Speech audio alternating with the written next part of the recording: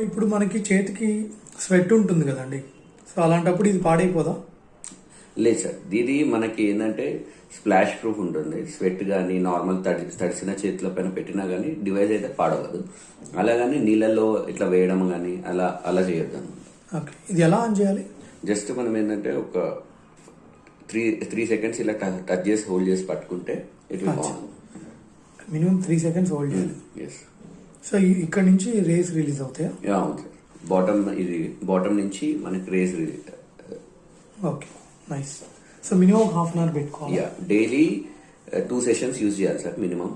Each session వచ్చేసి half an hour ఉంటుంది. ఈ పెన్ డ్రైవ్ ఎందుకండి? ఆ పెన్ డ్రైవ్ ఏంటంటే సార్, అది డాంగిల్ అంటాం మేము బేసిక్ గా. అది ఏంటంటే మనం ఈడ డివైస్ కి స్విచ్ ఆఫ్ అనేది ఉండదు. బటన్ ఈడ ఏం ఇవ్వలేదు ఆప్షన్.